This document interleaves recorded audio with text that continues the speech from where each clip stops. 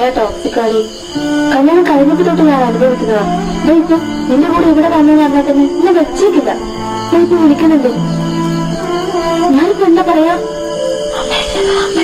അങ്ങനെ പറയാതെ. ഹലോ,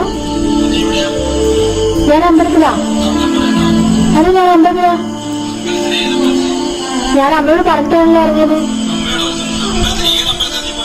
ചേട്ടാ സത്യമായിട്ട് ഞാനിപ്പോ അമ്പലത്തിൽ തന്നെയുള്ളത്.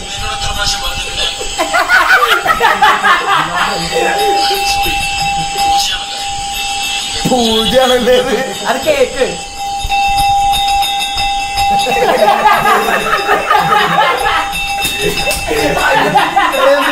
ആന മയില്